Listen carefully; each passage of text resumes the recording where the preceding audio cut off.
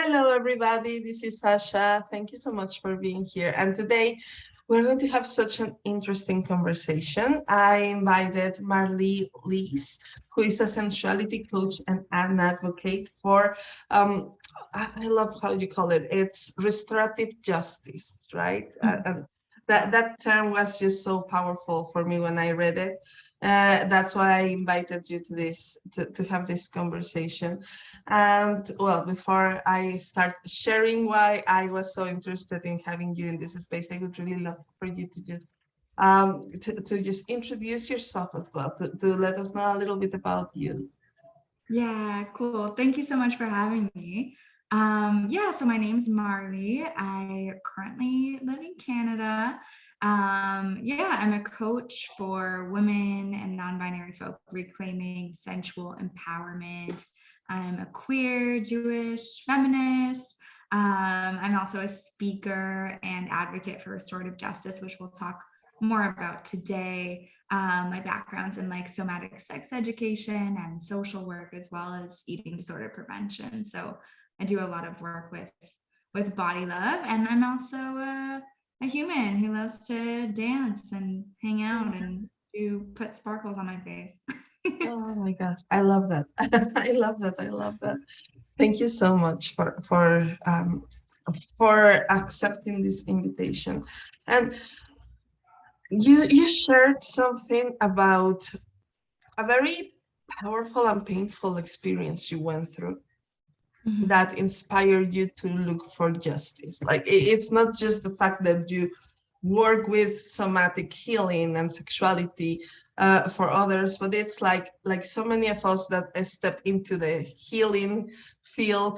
There's Mhm. something that push us towards this path. It didn't just happen, but we were pushed somehow by our Yeah. experiences. But you had a very specific experience, and the thing that I find even more because unfortunately it's a very common one as well. Like I wish I could say that, oh, this doesn't happen to most women, but that's false. This happens to um, a vast majority of women some way or Mhm. another. But then you took action in a way that it's totally revolutionary and it's totally new. So I would really love for you to share a little bit about that. Um, of course, as much as you feel comfortable sharing, because I know that it's a delicate topic. Yeah, thank you so much. So, yeah, this story specifically is like kind of started, I guess, back in 2016. I experienced sexual assault, which, like you said, so many of us go through, unfortunately. But yeah, I experienced rape from a stranger. And that really sent me into like a dark night of the soul, like deep depression, PTSD. I think in the past, my mindset had been really like, oh, I can push through pain, I can suck it up and get on with my life. But in this case, my body was like, no, you can't. And I would have these very physical reactions like shaking, or I would like break out in hives. And it really forced me onto a deeper healing path that included my body, right? Mm. Like it wasn't just meditate and mindset and things like this. It was like, no, I have to actually like focus on my relationship to my body. So that's kind of when I found all these beautiful modalities for healing, like somatics and embodiment and sacred sensuality and all these things. Of course, that was like a big journey. I wasn't just like, no, I'll do all this, but that was a big part of it. So the revolutionary piece that you're talking about is that, so after my assault, I literally Googled, my friend and I Googled, what do you do after rape? And it was like, go to the hospital, do a rape kit, report to the police. And so I did end up reporting. And that meant, I did not know that it did, but that meant I was like, quote, quote, consenting to a 3-year trial process. And at this point, I did not know that restorative justice existed. I didn't know that there were any alternatives to the punitive system. It felt like you either go to court or nothing at all. And I didn't want nothing. I couldn't like fathom that. So I was like, okay, I'll report. Um, definitely want to note that the fact that I was even like listened to by a police officer, that is so rare, and that's like a reflection of my privilege too as a white person and cisgender person. And I think it's so sad that that's like privilege in our world. Like, oof, so much to unpack. But so I reported and ended up going to a preliminary trial. And this is basically, it's not the full out kind of trial we see on TV and stuff. It's like a smaller one to see if there's enough evidence. So I went to that trial 2 years after the assault, and it was just a contrast. Like, it was the opposite of everything I was trying to do in my healing. So in my healing, I was trying to teach myself like my boundaries matter, my voice matters. Like, if I'm uncomfortable, I can say no, I can ask for what I need. But the court process was like, no, you're going to do what we need you to do in order to convict this guy. And that became like very, not just re-traumatizing, but like borderline abusive. So that, to me, I was like, this does not make any sense. This is when I was really starting to question this whole system. Um, that happened. Once the trial was done, they were like, yes, there is enough evidence to go to criminal trial. So I was like, I'm going to put that on the back burner. I need to just focus on my own healing again. So I kept focusing on my own healing. In that time, I like shifted into more of a leadership space with women's work. I published a book on like my experience with sexual assault and survival. I started leading women's retreats and having events and things like this. So a year after that, so now it had been 3 years since the assault, I was called to a criminal trial. And at this point, I was like, I don't want to do this. Like, I want to drop the charges. I just don't see the point. Like, it's so painful for me on an emotional level. And also, like, I don't see how this is going to end harm. Like, I don't see how this is going to make this guy a better person. I don't see how this is going to help prevent sexual violence in our world and help us heal from that pain. So this is when I was going to drop the charges. And I said to a close friend, I was like, if it was my world, we wouldn't freaking do it like this. Like, we would sit down together and we'd like cry and grieve, and I'd like ask the questions I want to ask. He would take accountability. He would go through some process of transformation. That just made more sense to me on a human level. And she looked at me and she said, so make it happen. And that like really lit a fire for me. It was the first time, and I think all of us can relate to this, like, I had this kind of want and desire and vision sitting in me, but I invalidated it. I was like, this is delusional. This is too much to ask for. It's not enough to ask for. And so I just was like, this isn't valid. And it wasn't until she said that I was like, wait a second, it is valid. Like, what I want is valid, and I deserve to ask for it and advocate for it. So that's kind of when I started researching, and that's when I found restorative justice. And restorative justice has been around for a long time. It's rooted in Indigenous, Jewish, which are part of my roots as well, and Mennonite cultures. And at the very simple level, it's basically saying, instead of like something bad happens, and instead of saying, who do we punish? The first question is like, wow, like, who was harmed and how can we help and heal? Yeah. Right? So this makes so much more sense to me. So once I found that, I was like, oh my gosh, what I've been wanting has a name and a lineage, and it's actually a thing. So this is when I kind of found a lawyer, and we like marched into the prosecutor's office and we asked for this. And it's obviously like that has not been done before in the legal system for sex crimes. It's been done for like 12-year-old shoplifting kind of thing, but not for like bigger crimes. So there was this like 2-month period where there was back and forth. Like, they were like, it's happening, it's not happening, it's happening, it's not. Eventually I got a call from my lawyer, and he said, it's gonna happen. Like, this is happening. Your assailant is gonna start therapy right away, which he did. and eventually you'll meet in this 8-hour circle. So my assailant started therapy, went through an incredible process of like unlearning toxic masculinity, learning about consent and respect towards women, and unpacking any trauma and conditioning in his life that made him degrade women or like Mhm. feel that sense of entitlement to our bodies. So that was really meaningful. And then about 7 months after him going to therapy, we met in that circle. And it was honestly like one of the most healing experiences. It was definitely whole, like it was really intense and really hard, but sort of like this death rebirth experience, like a lot of emotions, but we did it. Like we showed up, he was fully present, which was very much like my want for him to be present. He took accountability. He like looked me in the eyes and said, I'm sorry, I sexually assaulted you and there's nothing I can do to take it back, but I hope that being here today can help.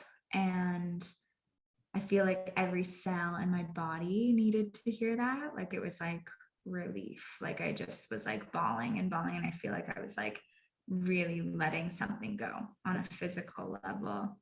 Um, so it was so powerful. And we kind of left the room that day and we were like, wow, like the world needs to know about this. And we all deserve a version of justice that bridges, like brings in and honors our healing, not opposes it.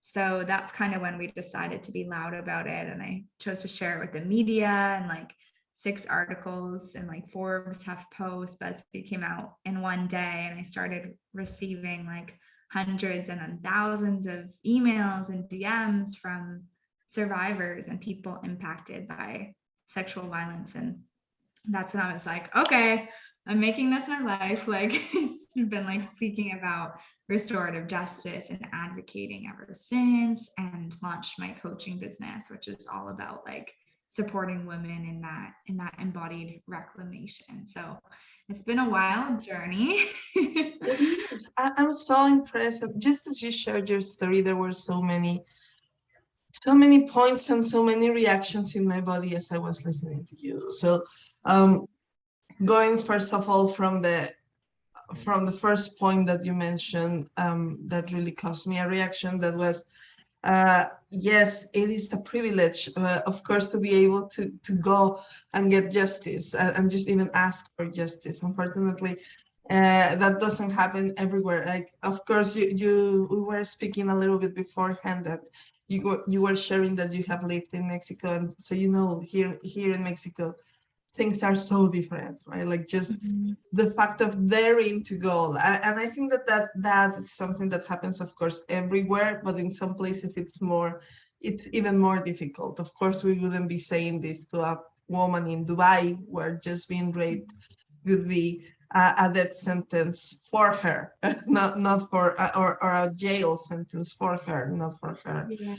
for her, the person that attacked her. So um, I find that so powerful because I find that it starts raining down, right? Like, usually justice and these awareness movements, either way. Either they start from these places that have more inequality and they start escalating, or they start going from the places that have a little bit more privilege and they start raining down, Yeah. as a new vision and a new invitation to look at things in a different way. Mhm. And Can I then share something about yes, that please, as well? totally, Yeah, yeah. so the really amazing thing about restorative justice and transformative justice, which is another very similar process. Restorative justice comes from Indigenous Jewish Mennonite communities, like I said, and transformative justice comes from Black and transgender communities. And part of the reason that transformative justice, especially, was created was because this awareness that marginalized bodies get screwed over and neglected and abused and just the shit end of the stick through these like patriarchal predominant systems. So they actually like created these versions of justice as a way to acknowledge that, hey, these systems are failing us. Let's handle this ourselves.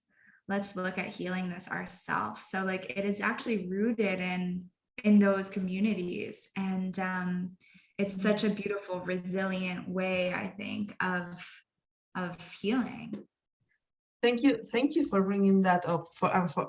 You mentioned that at first, but it's so important to remind that, like, yes, it came from from these cultures as a way of not pushing aside the person that committed a crime, but healing and creating a healing space, which actually should be the ideal, right, for prisons, instead of just locking people down and throwing away the key. We should be wanting to heal people that many times are there because they had no choice in their mind. Of course, we all have a choice, but there's life circumstances might have pushed them there, and many times it has to do with how we as a culture have pushed people into poverty and into lack of equity. So that Yeah. really that really matters. And Mhm. then the re-traumatization, right? That has been a common factor for women filing a complaint about sexual abuse. How Mhm. re-traumatizing that experience can be, and Yeah. how that keeps many women from going all the way, Mhm. and from daring daring to speak up and then being believed, right? Yeah. So many times and I think that's where privilege that we were discussing comes. Like, unfortunately, a woman of color has a little bit of a harder time because there is a mistrust in the justice system.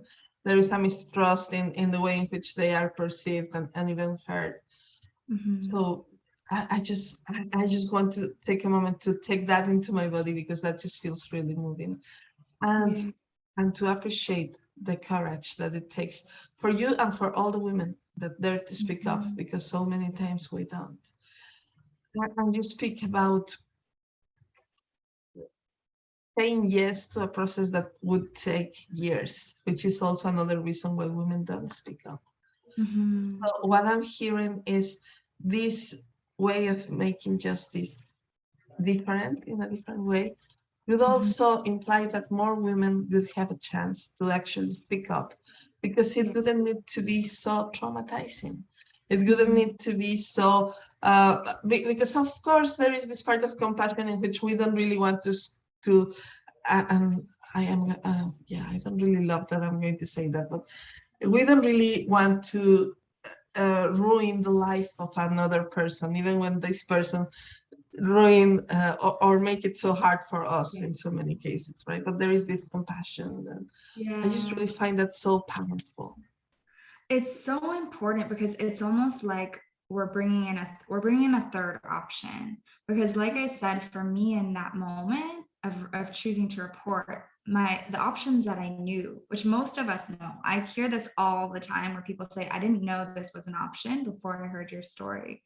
And this is part of why I'm like, I want to share it again and again and again till everyone knows that there are alternatives. Because for me and so many of us, it's like we think I can either report and try to get to a trial with the goal of conviction, or nothing at all.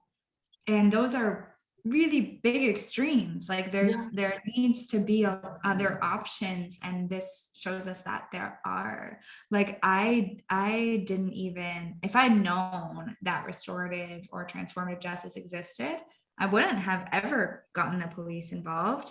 I would call my local restorative justice agency, which we all like. I don't know about Mexico, but like if anyone Googles restorative justice with their town's name, like you'll be able to find agencies that can help and support you, and you don't yeah, actually ever have to get the police and the whatever involved. So all these really important points that you're bringing of like, yeah, women of color have like that relationship with the police that's very complex, and it has been really abusive. And so We don't even need to get them involved. It's like, go to the agency and handle it in the community. The beauty of that too is, like you said, like this kind of complex piece of having compassion or empathy towards the person. And I have so many thoughts on this, but like you were saying too, like there are so many reasons why someone commits violence. And when we just look at the one person and we say, you did this because you're bad, that's like not a real or complete response. It's like we have to consider, was this person abused growing up? Have systems been abusing them and depriving them of human rights their whole life? Has media taught them that violence towards women is cool and admirable? Like, we have to acknowledge so many moving parts. So when we acknowledge that, like, that's, I think, part of where that compassion comes in, is like, wow, like what brought you to that point where you're committing harm? So there's so much to it. For me, that's I can see the duality. I can see the part that has this very fair rage, that it's like, fuck it, I don't really want to be compassionate or to do the emotional labor for you. You are hurting me, and I think that is super valid. And on the other hand, I didn't I didn't persecute the guys that hurt me when I was younger.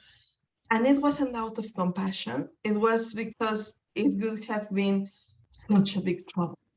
It would have been such a big thing to have to go through, making sure and confirming that they did what they did. And that would have been such a big trouble. That would have been traumatizing. So I just really want to reassure people that it's okay to be angry because patriarchy has screwed us over for a long time and we don't need to do emotional labor.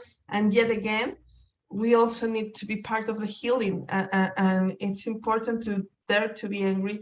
But when it comes to actually facing our perpetrators, we don't really get to do it if we don't have a system that it's supportive. And the only way to create a system that it's supportive, it's by actually being moving from a place of compassion.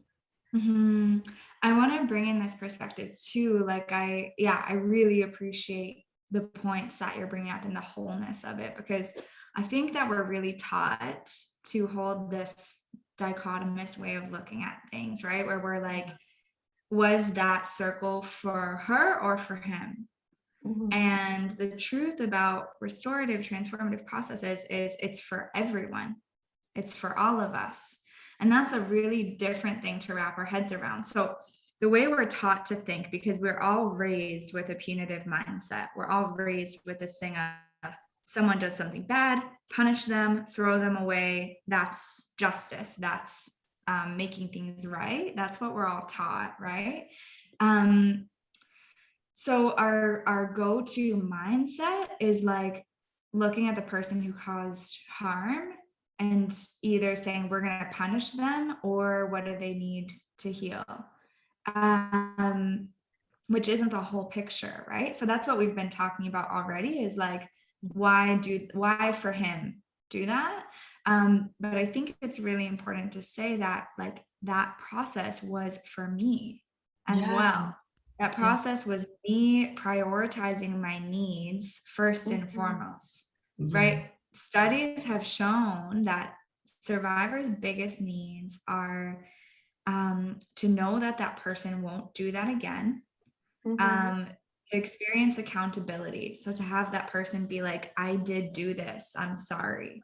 And third, to form a coherent narrative, which is where we are able to piece things together and say, oh, that happened because of this and this and this, like make some sense of something that feels so overwhelming and confusing. So if those are our biggest needs, and for me, those were definitely my biggest needs, including to speak to this point that you brought up, including a space that makes room for emotion. Mm-hmm. There's no room for emotion in a courtroom. Like, you have to be neutral. You can't be too emotional because they'll say that you're unstable and we can't believe you. You can't be too neutral and calm because they'll say that you're a sociopath. Like, you have to Mm-hmm. play this part. Whereas in a restorative space, it's like the realest value is humanness. So it's like, show up with your anger, show up with your sadness, show up with your joy, show up with your badassery, whatever it is.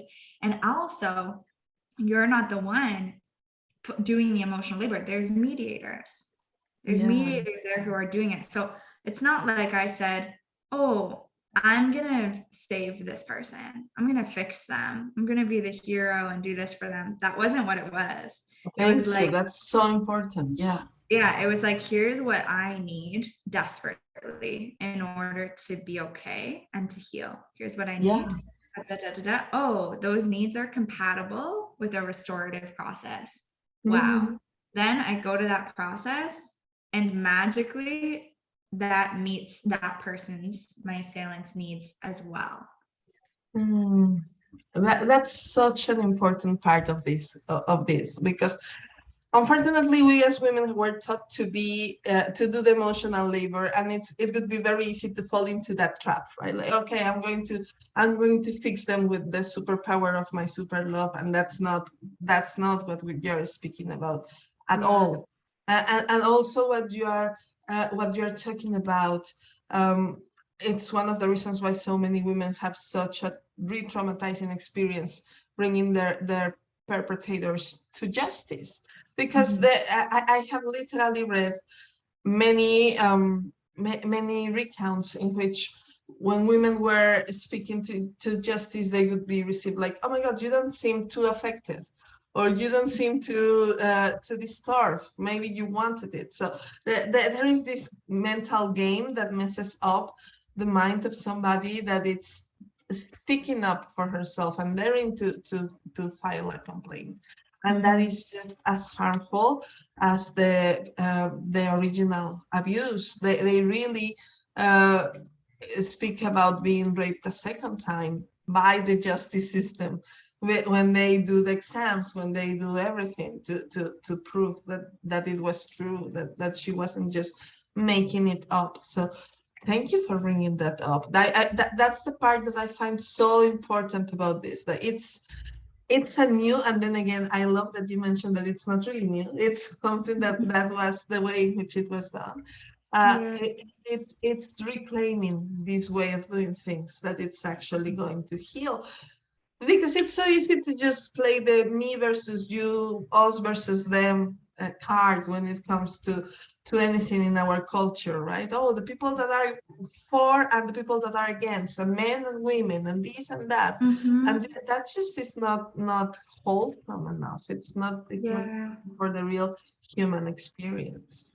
And it's not effective either. Like, I think of it on a really, like, I like to simplify things because this, it can feel so complex, right? Like, we're talking about rape culture and the justice system, and it's like, they're big things. But I just think, like, say you put a bunch of things in a laundry machine. Okay, you put like 3 different shirts that are all ripped in the laundry machine, and you like toss it around. It does the laundry, it's like rolling, whatever, and then it's done, and you open it up and you expect different clothing items to come out. It's like, that's not going to happen until you put new clothing items in. So I think it's the same thing. If we're trying to end dehumanization, we can't use dehumanizing strategies to get there. It won't take us there. If we're trying to end violence, we can't be violent to end violence. Like, it won't, that won't do it. It just won't work on like a really simple formulaic level. So I think, like, that's part of what it is just, hey, like, if what hurt me most is being dehumanized, I don't want that behavior to persist in the world. So I don't want to contribute to dehumanizing others. I want to actually like break that cycle and play a role in creating the world that I do want to be a part of. I love that. I really want to emphasize that. Like, the most harmful part was dehumanization. I had never seen that with that clarity. That, yeah, that's what hurts. That's what sexual abuse does for us. It makes us less than human. It makes us, yeah, less than human. So that I think of the quote by Audre Lorde, like we cannot break the master's house with the master's tools, right? So that Yeah. just feels so powerful. And what's next? How do you work with this with Mhm. people? How do you support people to go through this process? Yeah, so there are kind of two branches of my work. I kind of say that I work with sensual reclamation on an embodied and systemic level.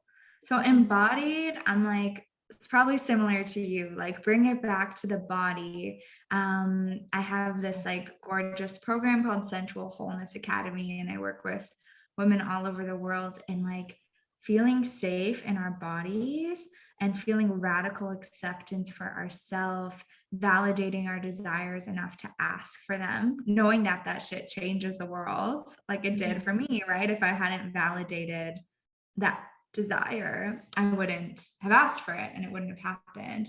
Um, Naming our boundaries, like all of these incredible things.